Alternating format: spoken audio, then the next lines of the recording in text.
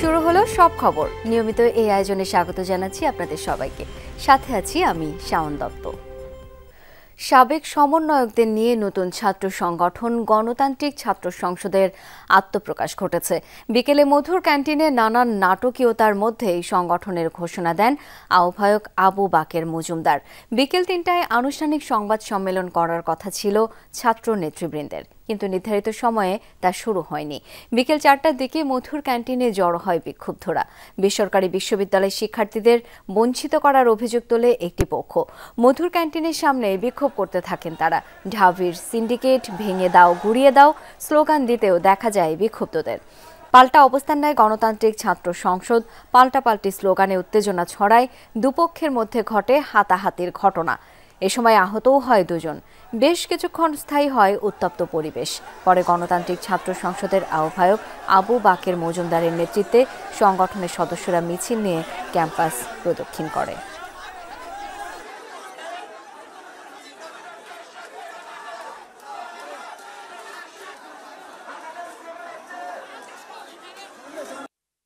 আন্দোলনের stake holder ছিল জুলাই গণ অভ্যুত্থানে, সবাই এখানে মতামতের ভিত্তিতে তারপর তারা কমিটি গঠন করা হোক। এই কমিটি আমরা মানি না, মানবো না। সবার সাথে বসতে হবে। বিশ্ববিদ্যালয়ের ছাত্ররা প্রাইভেট বিশ্ববিদ্যালয়ের মেয়েদের উপরে গায়ে হাত তোলার আগে তাদের বুক কি একটুও কাঁপে নাই? আমরা সেটাকে প্রাইভেট থেকে প্রত্যাখ্যান করছি। আমরা আপনাদের এরকম সিন্ডিকেট ভিত্তিক এইটা মানি না। দর্শক, এই মুহূর্তে সহকর্মী রাসেল আহমেদ রয়েছেন ঢাকা বিশ্ববিদ্যালয় ক্যাম্পাসে। যাব তার কাছে। রাসেল, এখন পরিস্থিতি কি খানিকটা শান্ত হলো? নতুন ছাত্র সংগঠনের আত্মপ্রকাশ ঘিরে যে বিশৃঙ্খলা, এর ঘটনা প্রবাহ জানতে চাই আপনার কাছ থেকে বিস্তারিত।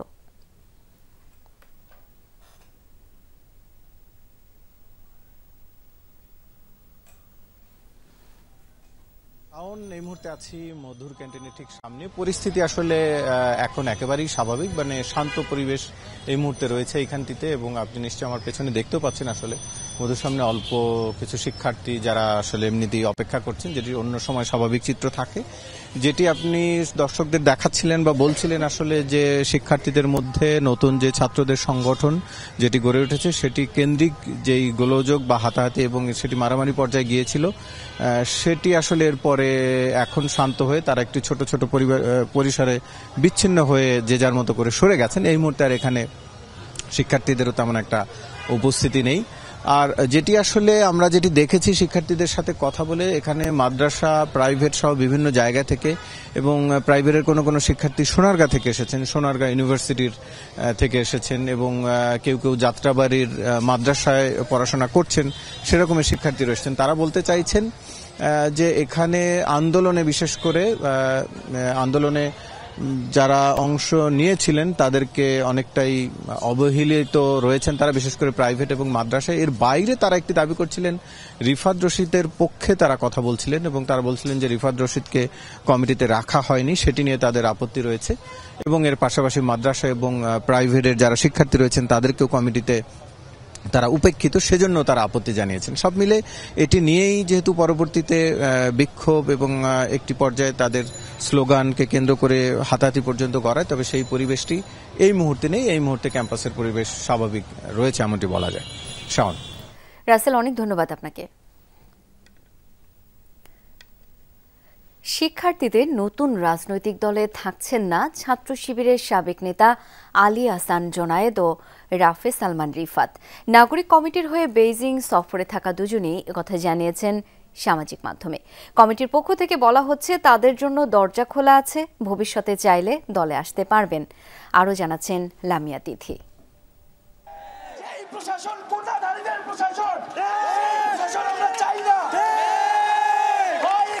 চলছে ক্ষণগণনা, আত্মপ্রকাশ ঘটছে জুলাই আন্দোলনে নেতৃত্ব দেয়াদের নতুন রাজনৈতিক দল। আহ্বায়কের দায়িত্ব নিতে উপদেষ্টা পদ ছেড়েছেন নাহিদ ইসলাম। শুক্রবার সংসদ ভবনের সামনে ঘোষণা হবে নাম, কাঠামো। বড় জমায়েতের পরিকল্পনা তাদের। আমন্ত্রণ জানানো হচ্ছে অন্যান্য রাজনৈতিক দল আর আন্দোলনে অংশ নেয়া প্রবাসী সহ সব পক্ষকে। এবং দেশ ছেড়ে পালিয়ে যায়। জানা যাচ্ছে আহ্বায়ক কমিটির নেতৃত্বেই নির্বাচনে অংশ নেবে নতুন দল, তাই আকারে বড় কমিটি। নাহিদ সহ শীর্ষ 6 পদ মোটামুটি নিশ্চিত।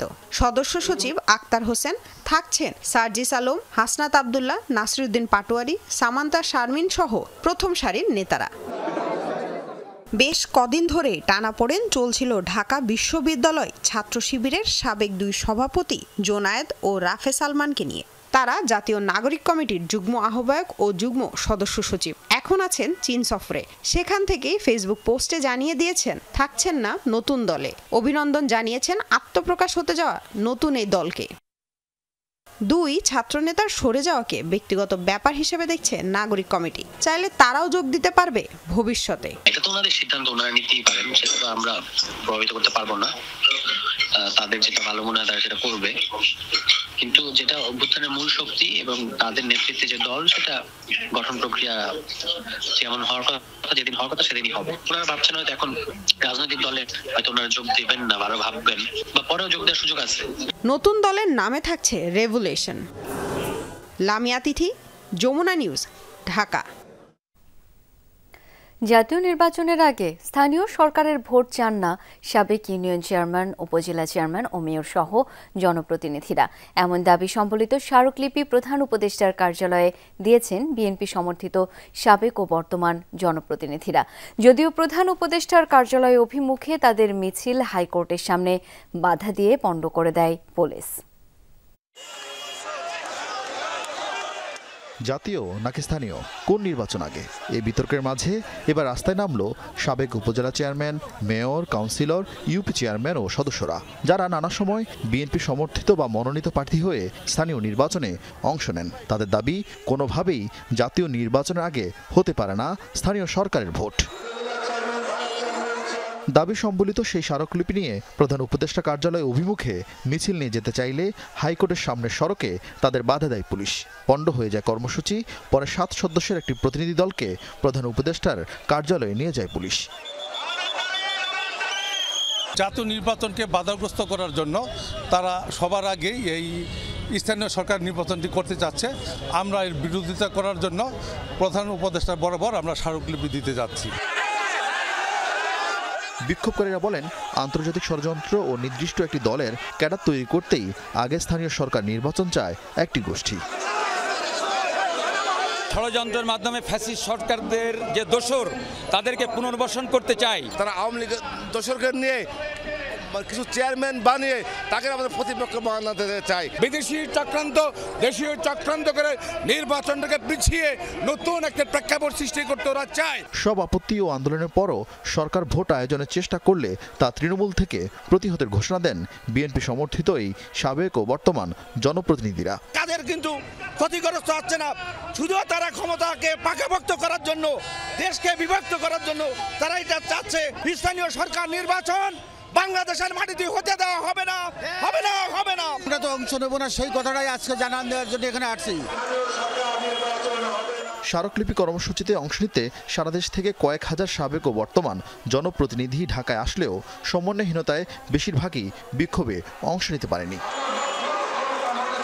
আরিফিন শাকিল, যমুনা নিউজ, ঢাকা। সংকট সৃষ্টি করে নির্বাচন বিলম্বিত না করতে অন্তর্বর্তী সরকারের প্রতি আহ্বান জানিয়েছেন বিএনপি চেয়ারপারসনের উপদেষ্টা জয়নুল আবেদিন ফারুক। নির্বাচন বিলম্বিত হলে এই সরকারের প্রতি মানুষ আস্থা হারাবে বলেও মন্তব্য করেন তিনি। জাতীয় প্রেস ক্লাবে কর্মজীবী দল আয়োজিত এক আলোচনা সভায় এসব কথা বলেন জয়নুল আবেদিন ফারুক। তার দাবি, বিএনপিকে নিশ্চিহ্ন করতে একটি মহল এখনও নানা ষড়যন্ত্র করছে। এই ষড়যন্ত্র অতীতে সফল হয়নি, এখনও হবে না। অনুষ্ঠানে বক্তারা বলেন, একটি দল সংসদ নির্বাচনের আগে স্থানীয় নির্বাচন চাইছে, এর পেছনে ভিন্ন কোনো উদ্দেশ্য থাকতে পারে। দেশের মানুষ ভোটের অপেক্ষায় আছে, সেটি অবশ্যই জাতীয় নির্বাচনের ভোট হতে হবে। অন্তর্বর্তী সরকারের প্রতি মানুষের যে প্রত্যাশা ছিল তা পূরণ হচ্ছে না বলে মন্তব্য করেন বক্তারা। রমজান মাসে অন্তত দ্রব্যমূল্য ও আইন শৃঙ্খলা পরিস্থিতি নিয়ন্ত্রণে রাখতে সরকারের প্রতি আহ্বান জানান তারা। বাংলাদেশকে আর অস্থিতিশীল করার যে ষড়যন্ত্র চলছে তাকে রুখে দিতে হবে। তাকে আপনি পারেন রুখে দিতে, কারণ আপনার চারিপাশে আমরা হাজারো লোক আছি 2-1 যদি উপমন্ত্রণা দেয় সংসদ নির্বাচনের আগে স্থানীয় সরকার নির্বাচন চায়, কেউ কেউ কিংস পার্টি করার কথা বলা হয়, আমি বলবো না, জনগণ বলা শুরু করেছে। আরে আপনার দলকে আমি আন্তরিক অভিনন্দন জানাই, আসুন। 3 দিন পার হলেও রাজধানীর বনশ্রীতে গুলি করে স্বর্ণ লুটের ঘটনায় এখন পর্যন্ত কাউকে গ্রেপ্তার করতে পারেনি পুলিশ। সন্ত্রাসীদের গ্রেপ্তারের দাবিতে বিক্ষুব্ধরা সড়ক অবরোধ ও থানায় ঘেরাও করে। রোববারের মধ্যে আসামি গ্রেপ্তার না হলে সোমবার কঠোর কর্মসূচির হুঁশিয়ারি দিয়েছে জুয়েলার্স মালিক সমিতি। পুলিশ জানায়, যারা জড়িত ছিল সবাই পেশাদার সন্ত্রাসী, দ্রুত তাদের আইনের আওতায় আনতে কাজ করছে প্রশাসন।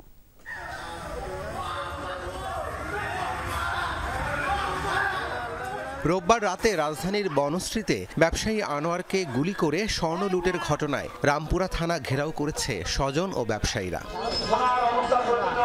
3 দিনেও আসামি গ্রেপ্তার না হওয়ায় অসন্তোষ প্রকাশ করেন ব্যবসায়ীরা। সন্ত্রাসীদের দ্রুত আইনের আওতায় আনা না হলে কঠোর কর্মসূচি দেওয়ার হুঁশিয়ারিও দেন তারা। সন্ত্রাসীরা এত সাহস পাওয়ার মূল কারণ হচ্ছে আমাদের দেশের আইন। মাননীয় প্রধান উপদেষ্টার কাছে আমাদের আকুল আবেদন, যাতে আমরা এটা সুষ্ঠু বিচার পাই। রাষ্ট্র আমাদেরকে নিরাপত্তা দিতে পারতেছে না। এর আগে বনশ্রীতে মানববন্ধন শেষে সড়ক অবরোধ করেন ব্যবসায়ীরা। 3 দিন হয়ে গেল, ওনারা একটি আসামিকে গ্রেফতার করতে পারে নাই। তিল করে জমানো একটা ব্যবসায়ীর জীবন নষ্ট করার কোনো মানে হয় না। তবে পুলিশ জানায়, এ ঘটনায় আসামিদের আইনের আওতায় আনতে কাজ করছে প্রশাসন। গত 6 মাসের আমি থানায় যোগদান করার পরে এরকম কোনো ঘটনা সংঘটিত হয় নাই। এই অনাকাঙ্ক্ষিত ঘটনা ঘটে গেছে, এটার জন্য আমরা বিব্রত এবং আমরা চেষ্টা করতেছি। ওসি আরও জানান, রাজধানীর বাইরে থেকে আসা পেশাদার সন্ত্রাসী চক্র এমন ঘটনা ঘটিয়েছে। রাব্বি সিদ্দিকী, যমুনা নিউজ, ঢাকা। প্রধান উপদেষ্টা ডক্টর মোহাম্মদ ইউনূসের সাথে সাক্ষাৎ করেছেন রূপপুর বিদ্যুৎ কেন্দ্রের বাস্তবায়নকারী প্রতিষ্ঠান রাশিয়ার রাষ্ট্রীয় পরমাণু শক্তি কর্পোরেশনের রোসাটমের মহাপরিচালক আলেক্সি লেখাসেভ। বিকেলে রাষ্ট্রীয় অতিথি ভবন যমুনায় এই সাক্ষাৎ অনুষ্ঠিত হয়।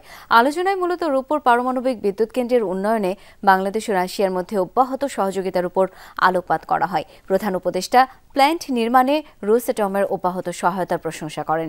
তিনি বাংলাদেশের ক্রমবর্ধমান জ্বালানি চাহিদা পূরণের লক্ষ্যে প্রকল্পের সময়মতো সমাপ্তির উপর জোর দেন। এ সময় রোসাটমের মহাপরিচালকও সহযোগিতার আশ্বাস দেন।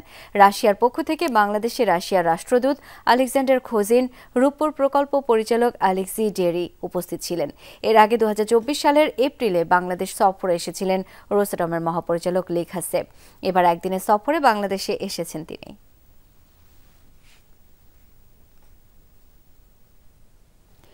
জুলাই গণ অভ্যুত্থানের শক্তিগুলোর মধ্যে বড় ধরনের বিভেদ বিভক্তি দেখছেন বিশিষ্টজনরা। ঐক্যবদ্ধ না হলে সামনে নিরাপত্তা, নির্বাচন ও অর্থনৈতিক ক্ষেত্রে সংকটের শঙ্কাও রয়েছে বলে মনে করেন তারা। গুরুত্ব দিচ্ছেন ডিসেম্বরের মধ্যে জাতীয় সংসদ নির্বাচনের উপর। আলমগীর স্বপনের রিপোর্ট। স্বৈরাচারী আওয়ামী লীগ সরকারের পতনে জুলাই বিপ্লবে ঐক্যবদ্ধ হয়েছিল সব মতপথের মানুষ, কিন্তু 7 মাসেই অভ্যুত্থানের শক্তিগুলোর মাঝে বিভেদ বিভক্তি। সেনাপ্রধান জেনারেল ওয়াকারের কথায়ও উঠে এসেছে ঐক্যের সতর্কবাণী। নিজেরা যদি কাদা ছোড়াছুড়ি করেন, মারামারি কাটাকাটি করেন, এই দেশ এবং জাতির স্বাধীনতা সার্বভৌমত্ব বিপন্ন হবে।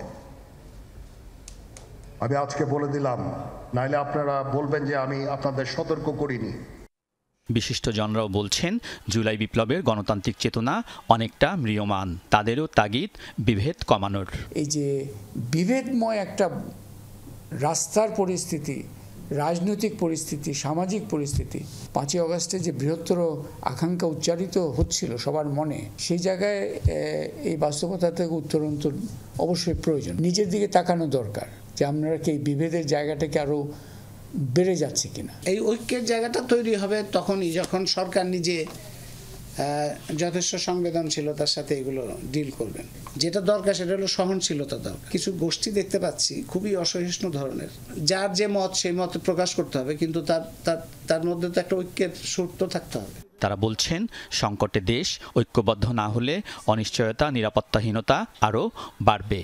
কঠোর হইতে হবে যে জায়গাটায়, যে কিছু লোক সংঘবদ্ধভাবে নানান জায়গায় আক্রমণ করছে, মানুষজনের উপরে হামলা করছে, বাড়িঘরে হামলা করছে, কিংবা এই যে ছিনতাই ডাকাতি করছে, লুটপাট করছে, তারপরে তার সাথে মতে মেলে না তার আরেক গোষ্ঠীর লোক কিংবা আরেক ধর্মের লোক কিংবা আরেক জাতির লোক, কিংবা একই ধর্মের মধ্যে কেউ মাজার, কেউ উরস, বসন্ত উৎসব, এই যে হামলা টামলা, এই ধরনের হামলা যারা করে তাদের ব্যাপারে কঠোর হতে হবে।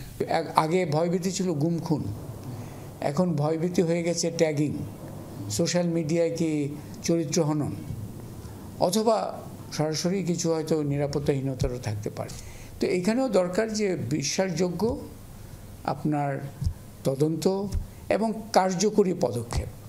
সেনাপ্রধানের ডিসেম্বরের মধ্যে নির্বাচনের আহ্বান যৌক্তিক মনে করেন বিশিষ্টজনেরা, চান সুনির্দিষ্ট রোডম্যাপ।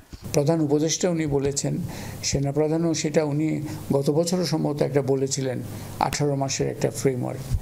সেই ফ্রেমওয়ার্কটাই আবার পুনর্ব্যক্ত করা হলো, টাইম ফ্রেম সহ একটা জোরালো রোডম্যাপের অনুপস্থিতিটাই কিন্তু এই যে অনিশ্চয়তা, বিভেদ, বিশৃঙ্খলা, এগুলো বারবার একটা হয়। ডিসেম্বরের মধ্যে নির্বাচন হওয়ার কথা, এটা তো সাধারণভাবে একটা প্রত্যাশা তৈরি হয়েছে এখন, এবং সাধারণভাবে এটা ধারণাই করা যাচ্ছে যে এই বছরের মধ্যেই নির্বাচনটা হবে, এবং আমারও মনে হয় যে এটা আর দেরি না করেই ভালো। তারা বলছেন, প্রয়োজনীয় সংস্কার করে দ্রুত গণতান্ত্রিক পথে উত্তরণে গুরুত্ব দেওয়া উচিত অন্তর্বর্তী সরকারের। পরিষ্কার হবে, স্বচ্ছ হবে। আলমগীর স্বপন, যমুনা নিউজ, ঢাকা। রেকর্ড উচ্চতায় খেলাপি ঋণ ডিসেম্বর শেষে বেড়ে দাঁড়িয়েছে 3,45,000 কোটি টাকার উপরে, যা বাংলাদেশের ইতিহাসে সর্বোচ্চ। গেল বছরের শেষ প্রান্তিক থেকে খেলাপি বেড়েছে প্রায় 61,000 কোটি টাকা। খেলাপি ঋণের পরিমাণ আরও বাড়বে বলে মনে করছেন গভর্নর। জানান, দুর্বল ব্যাংক শক্তিশালী এবং একীভূতকরণে আইন করা হচ্ছে। গত 1.5 দশকে সবচেয়ে বেশি লুটপাট হয়েছে ব্যাংকিং খাতে। অনিয়ম, দুর্নীতির মাধ্যমে বিতরণ করা ঋণ আর ফেরত পাচ্ছে না অনেক ব্যাংক, যে কারণে সরকারি বেসরকারি ব্যাংকে অস্বাভাবিক হারে বাড়ছে খেলাপি ঋণের পরিমাণ। বাংলাদেশ ব্যাংকের সবশেষ তথ্য অনুযায়ী ডিসেম্বর পর্যন্ত সরকারি বেসরকারি ব্যাংক মিলে ঋণ বিতরণ করেছে 17,11,000 কোটি টাকার কিছু বেশি। এর মধ্যে খেলাপি 3,45,000 কোটি টাকার উপরে, যা বিতরণ করা ঋণের 20% বেশি। এ তথ্য জানিয়ে গভর্নর বলেন, খেলাপি ঋণ আরও বাড়বে, এটি সর্বোচ্চ চূড়া নয়। 2,85,000 থেকে 3,45,000 বেড়েছে, এটা আরও বাড়বে এটাই আমি বলতে পারি। এটা এখনও আমরা শ্রেণীকৃত ঋণের যে চূড়া সর্বোচ্চ পর্যায়টা, সেটা আমরা এখনো পৌঁছাইনি। শ্রেণীকৃত ঋণের পরিস্থিতি ভালোর দিকে যাবে না, অন্তত আপাতত যাবে না। খেলাপি ঋণের বড় অংশই রাষ্ট্রায়ত্ত ব্যাংকের। বিতরণ করা ঋণের প্রায় 43% খেলাপি। বেসরকারি বাণিজ্যিক ব্যাংকের ক্ষেত্রে এ হার 15.5% বেশি। গভর্নর বলেন, আগে ঋণ কমিয়ে দেখানো হলেও এখন আর সেটি হচ্ছে না। এছাড়া আইনগত পরিবর্তনের কারণেও বাড়ছে খেলাপি ঋণ। আইনগত কিছু পরিবর্তনও হচ্ছে। আপনারা জানেন যে আগে যেটা 180 দিন ছিল, সেটাকে 90 দিন করা হচ্ছে এখন। তো সেই কারণেও আমরা একটা ফাস্টার অ্যাক্সিলারেটেড এটা দেখব, ক্লাইম্বিং অফ এনপিএলটা হবে। এটা আমরা সংখ্যা না, এটা বাস্তবতা। লেনদেনে ভারসাম্যহীনতা কমে আসা এবং রিজার্ভ বৃদ্ধিতে সন্তোষ প্রকাশ করেন গভর্নর। তবে আমানতের প্রবৃদ্ধিতে হতাশ তিনি। বলেন, এটি 7% থেকে বেড়ে অন্তত 14% বেশি হওয়া উচিত। তবে আপাতত আর্থিক খাতে সংকটের কোনো আশঙ্কা নেই। আমাদের রিজার্ভ বর্তমানে গতকাল পর্যন্ত $21 বিলিয়ন, IMF এর যে স্ট্রিক্ট ডেফিনেশন আছে সেটা অনুযায়ী। এদিক থেকে আমরা একটা কমফোর্ট জোনে আছি। আমরা মনে করি না যে আমাদের কোনো ইমিডিয়েট কোনো ক্রাইসিস ব্যালেন্স অফ পেমেন্টের থেকেও আসবে বা ব্যাংকিং খাত থেকেও আসবে। আমরা এটাকে কন্টেইন করতে পারবো। দুর্বল ব্যাংক শক্তিশালী এবং একীভূতকরণে আইন করা হচ্ছে বলেও জানান গভর্নর। দুর্বল ব্যাংকগুলোকে আমরা একীভূত করার চেষ্টা করব, বিভিন্নভাবে রেজলিউশন করার চেষ্টা করব, যেটা এবং এই ব্যাপারে আইনটাও তৈরি হয়ে গেছে। আলমগীর হোসেন, যমুনা নিউজ, ঢাকা। মুক্তিযুদ্ধের সময় মানবতাবিরোধী অপরাধের মামলায় মৃত্যুদণ্ডের রায়ের বিরুদ্ধে জামায়াত নেতা এটিএম আজহারুল ইসলামের করা আপিল আবারও শুনবেন সর্বোচ্চ আদালত। বুধবার প্রধান বিচারপতি রেফাত আহমেদের নেতৃত্বে 5 সদস্যের আপিল বেঞ্চ এটিএম আজহারুলের রিভিউ আবেদন মঞ্জুর করে এই আদেশ দেন। আইনজীবীরা বলছেন, ৭১-এর মানবতাবিরোধী অপরাধের মামলায় রিভিউ থেকে আপিল শুনানি করার ঘটনা এটিই প্রথম। এ নিয়ে শুনানির দিন ধার্য করা হয়েছে 22 এপ্রিল। আন্তর্জাতিক অপরাধ ট্রাইব্যুনালে ৭১-এ সংঘটিত মানবতাবিরোধী অপরাধের মামলায় এখন পর্যন্ত সাজা হয়েছে ২৪ জনের। মৃত্যুদণ্ডের রায় কার্যকর হয় ৫ জামায়াত নেতা সহ ৬ জনের। আরেক জামায়াত নেতা এটিএম আজহারুল ইসলামের মৃত্যুদণ্ডের রায়ের বিরুদ্ধে আপিল নিষ্পত্তি শেষে ঝুলেছিল রিভিউ আবেদন। ৫ আগস্ট রাজনৈতিক পট পরিবর্তনের পর আপিল বিভাগের কার্যতালিকায় উঠে আসে এই রিভিউ আবেদনটি। মঙ্গল ও বুধবার 2 দিনের শুনানিতে নতুন করে 7টি গ্রাউন্ড তুলে ধরে লিভ টু আপিলের অনুমতি চান আজহারের আইনজীবীরা। এর মধ্যে 4টি গ্রাউন্ড মঞ্জুর করে ফের আপিল শুনানির সিদ্ধান্ত নেন আপিল বিভাগ। আন্তর্জাতিক আইন ওনারা মানেন নাই, এই মেইন গ্রাউন্ডে রিভিউ অ্যালাউ হয়েছে। রিভিউটা কি আর্টিকেল 105-এ হয়েছে কিনা এটা নিয়ে প্রশ্নটা রেজ হয়েছে। আমাদের এটা ক্লারিফিকেশন করে দিয়েছি কোর্টকে আমরা, যে এটা রিভিউ নট আন্ডার আর্টিকেল 105, এটা রিভিউ হয়েছে কোর্টের ইনহেরেন্ট পাওয়ারের আন্ডারে। আসামি পক্ষের 4 গ্রাউন্ডের ক্ষেত্রে একমত হওয়ার কথা জানায় রাষ্ট্রপক্ষও। অ্যাপিলেট ডিভিশন এই ইনহেরেন্ট পাওয়ার ব্যবহার করে এবং আইনের পর্যালোচনা করে আমাদের দেশে যে কাস্টমস আছে যে লিভ গ্র্যান্ট করে তারপর শুনানি করা, ওনারা সেই লিভ গ্র্যান্ট করেছেন এবং আগামী 22 এপ্রিল 2025 তারিখে রিভিউ পিটিশনটা হিয়ারিংয়ের জন্য দিন ধার্য করেছেন। আজহারুলের আপিল মঞ্জুর হলে মৃত্যুদণ্ড কার্যকর হওয়া সব মামলার বিচার প্রক্রিয়া নিয়েও প্রশ্ন উঠবে বলছেন আইনজীবীরা। আব্দুল কাদের মোল্লা সাহেবের যে রায় দেওয়া হয়েছে ওই রায়টা ইনকারেক্ট, এটা আমরা চ্যালেঞ্জ করেছি। এখন যদি ক্রিমিনাল পিলে যখন শুনানি হবে, যদি আমাদের বক্তব্য অ্যাকসেপ্ট করে, অবভিয়াসলি এটা কোয়েশ্চেন রেজ হবে ওই আব্দুল কাদের মোল্লা সাহেবের রায় এবং তার পরবর্তীতে যত রায় হয়েছে ওটার মিসক্যারেজ অফ জাস্টিস হয়েছে কিনা ওটা আমরা এক্সপ্লোর করতে পারবো। মুক্তিযুদ্ধের সময় রংপুর অঞ্চলে গণহত্যা, অপহরণ, ধর্ষণ, বাড়িঘর লুণ্ঠন সহ মানবতাবিরোধী অপরাধের 6টি অভিযোগের মধ্যে 5টি অভিযোগে 2014 সালের 30 ডিসেম্বর এটিএম আজহারুলের মৃত্যুদণ্ডের রায় দেন আন্তর্জাতিক অপরাধ ট্রাইব্যুনাল, যা বহাল ছিল আপিল বিভাগের রায়েও। আন্তর্জাতিক আইন যেভাবে বাদ দেওয়া হয়েছে সেটা হচ্ছে মালাফাইডিশন। আরিফুর রহমান সবুজ, যমুনা নিউজ, ঢাকা। গেল 1.5 দশকে পুঁজিবাজারকে রাজনৈতিক হাতিয়ার হিসেবে ব্যবহার করা হয়েছে, লুটে নেওয়া হয়েছে বিপুল পরিমাণ অর্থ। দুপুরে ডিএসি ব্রোকার্স অ্যাসোসিয়েশন আয়োজিত সেমিনারে এমন মন্তব্য করেন সাবেক বাণিজ্য মন্ত্রী আমির খসরু মাহমুদ চৌধুরী। আলোচকরা নিয়ন্ত্রক সংস্থা বিএসির বিরুদ্ধে দুর্নীতির অভিযোগ আনেন, বলেন আমূল সংস্কার ছাড়া পরিস্থিতির উত্তরণ সম্ভব নয়।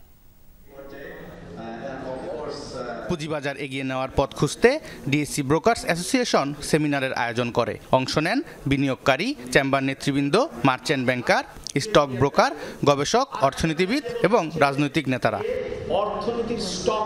পুঁজিবাজার লুটেরাদের শাস্তি দাবি করেন সাবেক বাণিজ্য মন্ত্রী ও চট্টগ্রাম স্টক এক্সচেঞ্জের প্রতিষ্ঠাতা আমির খসরু মাহমুদ চৌধুরী। বলেন, নিঃস্ব হয়ে আত্মহননের পথ বেছে নেন কোনো বিনিয়োগকারী। তার মতে কোনো সরকারই পুঁজিবাজারকে বরণ করেননি। অনেকে সুইসাইড করেছে, আপনারা আমার থেকে ভালো জানেন, নিঃস্ব হয়ে গেছে।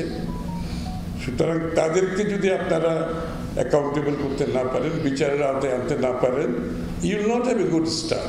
আমির খসরু মাহমুদ চৌধুরী আশ্বস্ত করেন, আগামীতে বিএনপি দেশ পরিচালনার দায়িত্ব পেলে পুঁজিবাজার এগিয়ে নেওয়া হবে।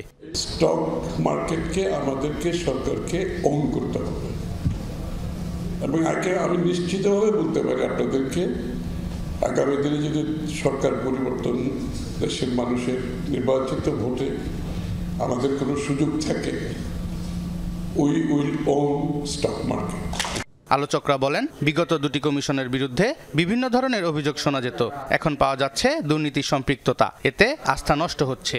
যে পরপর যে 2টো কমিশন এসছে তাদের বিরুদ্ধে নানা ধরনের কথা শোনা যায়। এক্সচেঞ্জের মতের বিরুদ্ধে এসএসসি তাদেরকে অ্যাপ্রুভাল দিয়েছে। এইগুলো এখন একটা বার্ডেন হিসেবে এসে এবং ওভারঅল কোয়ালিটি হ্যাম্পার করেছে এবং কোয়ালিটি হ্যাম্পার করলে বিনিয়োগকারীর আস্থাটাও কমে যায়। বক্তাদের অভিযোগ ফোর্স সেল বন্ধ করে নেগেটিভ ইকুইটি তৈরি করা হয়েছে, এতে করে অনেক প্রতিষ্ঠান ঋণ প্রদানের সক্ষমতা হারিয়েছে। সোবহান চৌধুরী, যমুনা নিউজ, ঢাকা।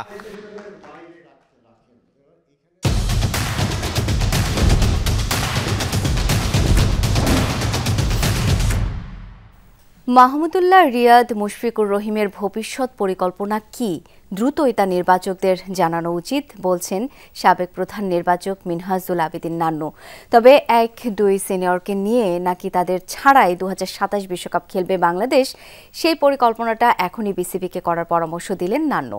এদিকে গুঞ্জন রটেছে রিয়াদ মুশি চাইলে জুলাইয়ে ঘরের মাঠে পাকিস্তান সিরিজে তাদের দেয়া হতে পারে বিদায়ী সংবর্ধনা। সাকিব, মুশফিক, মাহমুদুল্লাহ 2026 সালের চ্যাম্পিয়ন্স ট্রফি খেলে অন্তত ওয়ানডে ক্যারিয়ারের ইতি টানবেন বিভিন্ন সূত্র থেকে এমন খবর জানা যায় 2023 ওয়ানডে বিশ্বকাপের পর। তামিম অবসরের ঘোষণা দিয়েছেন, সাকিব খেলার সুযোগ পাননি, তবে ঠিকই চ্যাম্পিয়ন্স ট্রফিটা খেলেছেন মুশি ও রিয়াদ। আইসিসি ইভেন্টে সবসময় ভালো করা রিয়াদ পাকিস্তান ম্যাচে রান পাননি। মুশফিকুর রহিম আছেন অফ ফর্মে, তবে সেই হিসেব বাদ বাংলাদেশ দলের গ্রুপ পর্ব থেকে বিদায় নিশ্চিত। এখন কি করবেন এই 2 সিনিয়র? এখন পর্যন্ত বিসিবির সংশ্লিষ্ট কারো কাছে আনুষ্ঠানিকভাবে নিজেদের পরিকল্পনা জানায়নি এই 2 ক্রিকেটার। তবে সিদ্ধান্ত নিতে হবে দ্রুত, কারণ পরবর্তী ওয়ানডে বিশ্বকাপ 2027 সালে। আইসিসি ইভেন্টে সাম্প্রতিক সময়ে বাজে পারফরমেন্স আটকাতে এখনই গোছাতে হবে দল। মুশি রিয়াদকে ছাড়াই হবে পরিকল্পনা, সেই সিদ্ধান্ত দ্রুত নেবার জন্য বিসিবিকে তাকিদ দিলেন সাবেক প্রধান নির্বাচক ও অধিনায়ক মিনহাজুল আবেদিন নান্নু। সামনে যে বিশ্বকাপ আছে 27, এটা নিয়ে প্ল্যান করে কিন্তু আগাতে হবে এবং ওই প্ল্যানটা করে কোন খেলোয়াড়কে দরকার আছে নাই ঠিক এভাবে কিন্তু আগানো উচিত হবে। সিদ্ধান্তটা এখনই নেওয়া দরকার। তো সেই হিসাবে টিম ম্যানেজমেন্ট এবং সিলেকশন প্যানেলেরও দায়িত্ব আছে। সামনে 2 বছরের যদি প্ল্যান করে থাকে, ওই প্ল্যানে এই খেলোয়াড়কে নিয়ে আমি আগাতে পারবো কিনা। বোর্ডের থেকেও কিন্তু অনেক সিদ্ধান্ত আছে কোন খেলোয়াড়কে নিয়ে কতটুকু আগাতে হবে। যখন প্রধান নির্বাচক ছিলেন তখন নান্নু নিজেও এমন সমস্যার মুখোমুখি হয়েছিলেন টি-20 বিশ্বকাপের পরিকল্পনা ঘিরে।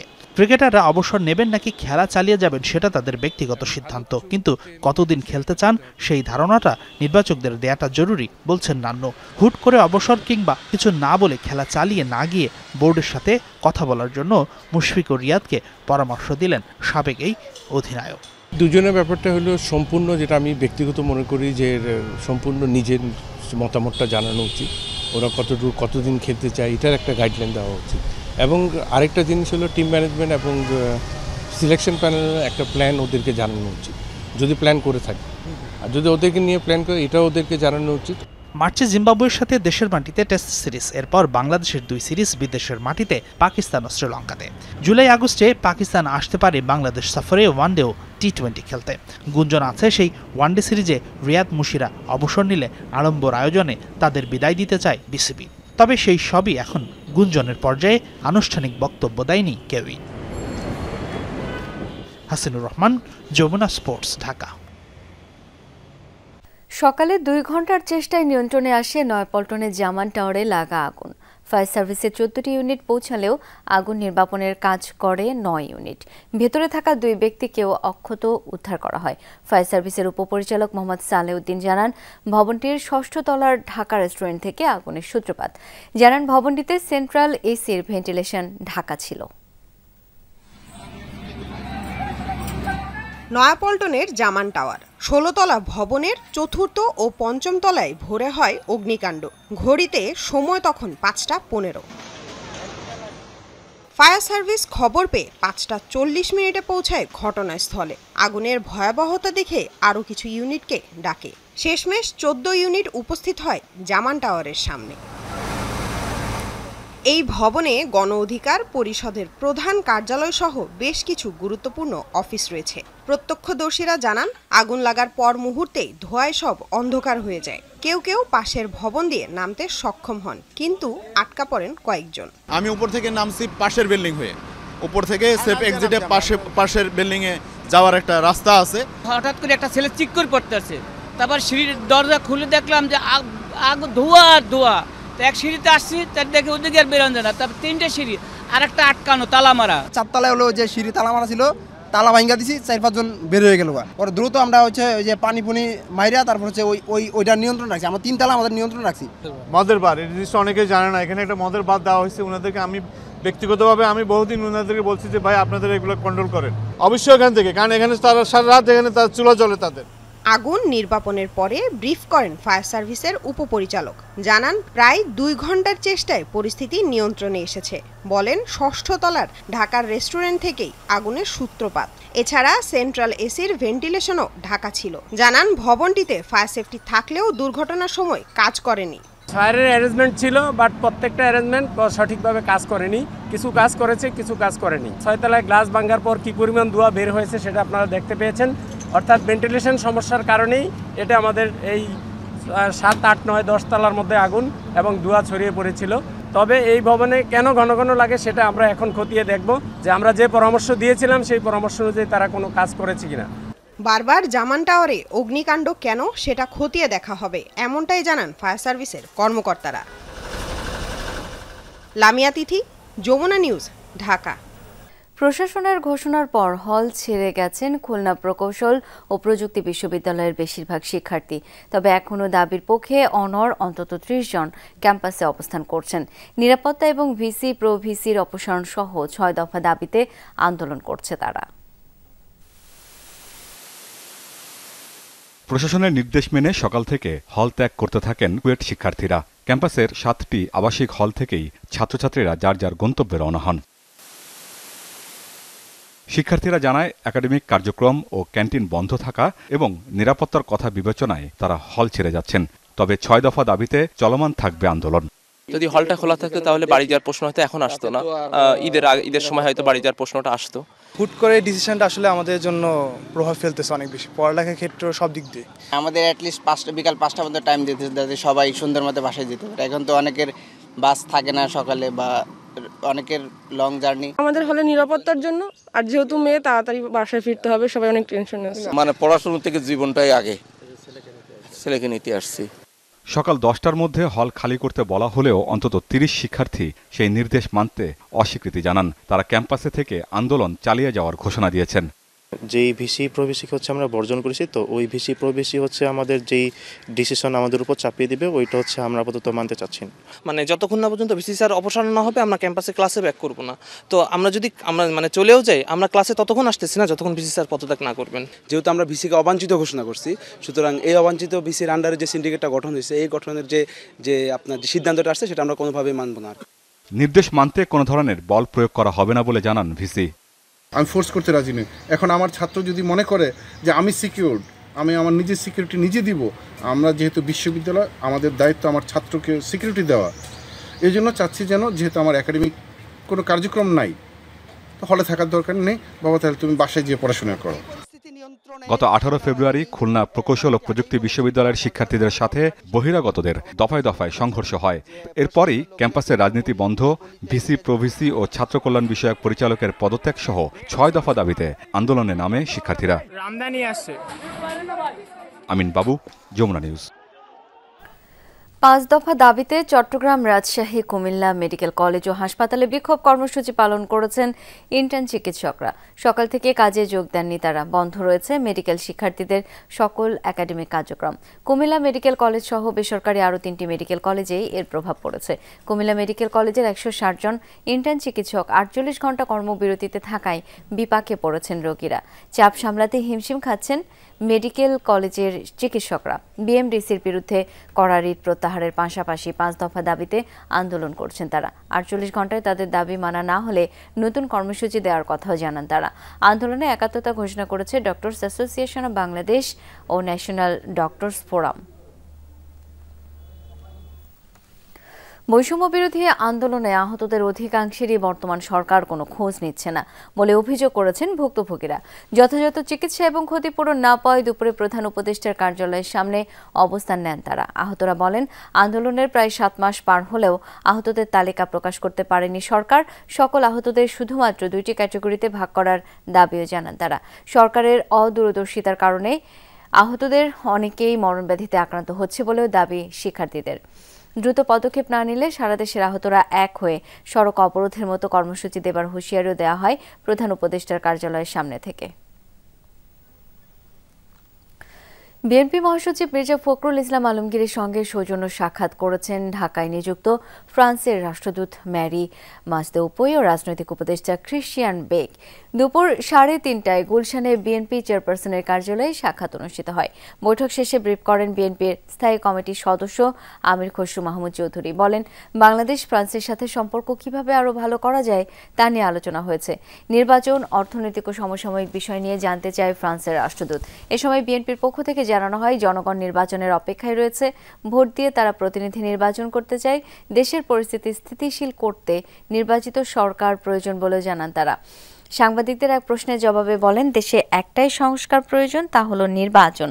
অন্য সংস্কারগুলো রাজনৈতিক দলের মতামত অনুযায়ী হওয়া উচিত বলে মত দেয়া হয়। তারা তো ইলেক্টেড গভর্নমেন্ট না, তাদের রিপ্রেজেন্টেটিভ ক্যারেক্টার নাই, তাদের জবাবদিহিতা নাই, তাদের ফিডব্যাক নাই, পলিটিক্যাল সমর্থন, পলিটিক্যাল মাসেল নাই। তো এই জন্য আমি কিন্তু তাদেরকে দোষারোপ করতে চাই না, কারণ এটা একটা ট্রানজিশন গভর্নমেন্ট। তাদের দায়িত্বটা হচ্ছে তাড়াতাড়ি একটা নির্বাচিত সরকারের হাতে ক্ষমতাটা হস্তান্তর করে দেশে একটা ডেমোক্রেটিক অর্ডার ফিরে আসবে।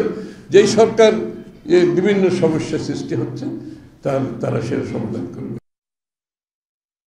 জগন্নাথ বিশ্ববিদ্যালয়ের ক্যারিয়ার ক্লাবের উদ্যোগে 2 দিনব্যাপী জাতীয় ক্যারিয়ার মেলা অনুষ্ঠিত হয়েছে। সকালে বিশ্ববিদ্যালয়ের ক্যাম্পাসে এই মেলার উদ্বোধন করেন বিশ্ববিদ্যালয়ের উপাচার্য অধ্যাপক ডক্টর মোহাম্মদ রেজাউল করিম। তিনি বলেন, শিক্ষার্থীদের বেসরকারি চাকরির বাজারে অভিজ্ঞ ও দক্ষ করে তুলতে এ ধরনের উদ্যোগ কার্যকরী ভূমিকা রাখবে। এরপর তিনি মেলা পরিদর্শন করেন। মেলায় শিক্ষার্থীদের মাঝে ক্যারিয়ার সচেতনতা সৃষ্টি, চাকরির সুযোগ নিয়ে অনুষ্ঠিত হয় ন্যাশনাল জব জাংশন 2025, যেখানে অংশ নেয় দেশ সেরা প্রায় অর্ধশতাধিক কোম্পানি। মেলায় বিভিন্ন ব্র্যান্ডের স্টলের মাধ্যমে তরুণদের কাজের সুযোগ ও দক্ষতা বিষয়গুলো তুলে ধরা হয়। আয়োজনে মিডিয়া পার্টনার হিসেবে ছিল যমুনা টেলিভিশন। ফিফা প্রীতি ম্যাচে আজ রাতে সংযুক্ত আরব আমিরাতের বিপক্ষে লড়বে বাংলাদেশ নারী ফুটবল দল। দুবাইয়ে ম্যাচ শুরু হবে রাত 9:30টায়। এবারই প্রথমবারের মতো সংযুক্ত আরব আমিরাতের বিপক্ষে ম্যাচ খেলবে বাংলাদেশ জাতীয় ফুটবল দল। এর আগে বয়সভিত্তিক বিভিন্ন আসরে দেশটির বিপক্ষে জয় পেয়েছে বাংলাদেশ। তবে এবারের প্রেক্ষাপট একটু ভিন্ন। কোচের বিরুদ্ধে বিদ্রোহের কারণে সাবিনা মনিকা সহ মূল দলের 18 ফুটবলার খেলবেন না এই ম্যাচে। তবে সবশেষ সাবজয়ী দলের 8 সদস্য আছেন বর্তমান দলটিতে, যার মধ্যে একাদশের সুযোগ পাওয়া একমাত্র ফুটবলার অধিনায়ক আফিদা খন্দকার। দুবাইয়ে আরব আমিরাতের বিপক্ষে দ্বিতীয় ম্যাচটি অনুষ্ঠিত হবে 2 মার্চ। প্রায় 4 মাস বিরতির পর মাঠে নামছে বাংলাদেশ নারী দল। সিলেটের ওসমানী আন্তর্জাতিক বিমানবন্দরে পূর্ণাঙ্গ অগ্নি নির্বাপন মহড়া 2025 অনুষ্ঠিত হয়েছে।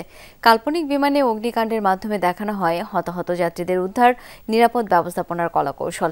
এতে অংশ নেয় ফায়ার সার্ভিস, বিমান, নৌ সহ বেশ কয়েকটি সংস্থা। এ সময় দেখানো হয় দুর্ঘটনার সাথে সাথে আগুন নিয়ন্ত্রণের চেষ্টা চালায় বিমান, নৌসেনা ও ফায়ার সার্ভিসের একাধিক ইউনিট। উদ্ধারকর্মীরা একে একে বের করে নিয়ে আসেন যাত্রীদের। মহড়ায় বিএপি চক জার্মান এয়ার ভাইস মার্শাল মঞ্জুর কবির ভুইয়া, সিলেট ওসমানী বিমানবন্দর পরিচালক হাফিজ আহমদ সহ অন্যান্যরা উপস্থিত ছিলেন। আমাদের এভিয়েশন সিকিউরিটি আছে। এভিয়েশন সিকিউরিটি আমরা তাকে বেশি ক্যাপাবল করব, যাতে এয়ারপোর্টের ভিতরে এবং সব দিকে এভিয়েশন সিকিউরিটি তাদের কাজটা ভালো মতো করতে পারে। তাদের যে আইকাও ইন্সপেক্টর হতে গেলে তাদের যে কোর্সগুলো করে সেই কোর্সগুলো করিয়ে এই এভিয়েশন সিকিউরিটিকে আমরা যথেষ্ট শক্তিশালী করব। বরিশালে খাদ্য ব্যবস্থায় যুব নেতৃত্ব তৈরির লক্ষ্যে 3 দিনব্যাপী প্রশিক্ষণ কর্মশালা শুরু হয়েছে। নগরীর একটি কনফারেন্স কক্ষে 4টি বেসরকারি সংস্থার যৌথ উদ্যোগে কর্মশালার আয়োজন করা হয়। অংশ নেয় বরিশাল বিভাগের 35 তরুণ। আয়োজকরা জানান, এই কর্মশালার মাধ্যমে নিরাপদ, পুষ্টিকর ও সাশ্রয়ী মূল্যের খাদ্য নিশ্চিতের সমাধান খুঁজে পাবে তরুণরা। এতে তারা শক্তিশালী নেটওয়ার্ক গড়ে তোলার পাশাপাশি তহবিল সংগ্রহের কৌশল শিখবে। এছাড়া খাদ্য ব্যবস্থা পরিবর্তনের নেতৃত্বে বৈচিত্র্য নিশ্চিত করতে নারীদের অংশগ্রহণকে বিশেষভাবে উৎসাহিত করা হয়েছে বলেও জানায় আয়োজকরা। হবিগঞ্জের মাধবপুরে যমুনা ইলেকট্রনিক্স ও অটোমোবাইলের শোরুম উদ্বোধন করা হয়েছে। বিকেলে উপজেলার মনতলা পূর্ব বাজারে শোরুমটির উদ্বোধন করেন প্রতিষ্ঠানটির পরিচালক ডক্টর মোহাম্মদ শাখওয়াত হোসেন। তিনি বলেন, প্রান্তিক জনগোষ্ঠীর কাছে বিশ্বমানের দেশীয় পণ্য পৌঁছে দিতেই এই শোরুম উদ্বোধন করা হয়েছে। এ সময় যমুনা ইন্ডাস্ট্রিয়াল পার্কের senior GM Abul Hossain, marketing and sales বিভাগের এজিএম রাজীব চন্দ্র সাহা সহ স্থানীয় ব্যক্তিবর্গ উপস্থিত ছিলেন।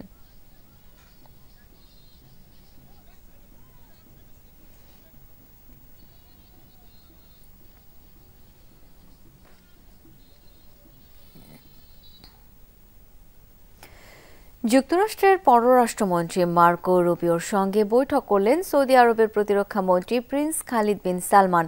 মঙ্গলবার ওয়াশিংটনে মার্কিন স্টেট ডিপার্টমেন্টে অনুষ্ঠিত হয় দুই নেতার এই বৈঠক। এ সময় বিভিন্ন আঞ্চলিক ও আন্তর্জাতিক ইস্যুতে আলোচনা হয় তাদের। এর আগে সোমবার পেন্টাগন পরিদর্শনে যান সৌদির প্রতিরক্ষা মন্ত্রী। বৈঠক করেন মার্কিন প্রতিরক্ষা মন্ত্রী পিট হেগসেথের সাথে। কথা হয় দুই দেশের প্রতিরক্ষা সহযোগিতা বৃদ্ধি নিয়ে। সম্প্রতি সৌদির মধ্যস্থতায় রিয়াদে বৈঠক হয় যুক্তরাষ্ট্র ও রাশিয়ার। এর পরপরই যুক্তরাষ্ট্র সফরে গেলেন দেশটির প্রতিরক্ষা মন্ত্রী।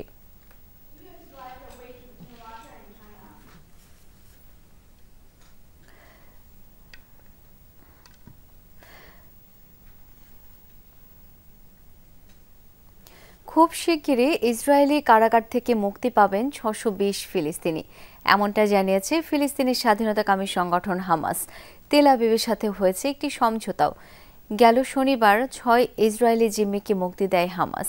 বিনিময়ে বিভিন্ন কারাগার থেকে মুক্তি পাওয়ার কথা ছিল ৬২০ ফিলিস্তিনির, কিন্তু নির্দিষ্ট সময় পার হলেও তাদের মুক্তি দেয়নি তেল আবিব।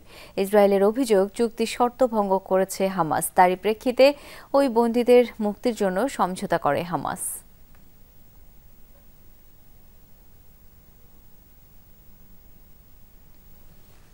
এই ছিল আজকে সব খবরের আয়োজনে। ধন্যবাদ এতক্ষণ সাথে থাকার জন্য।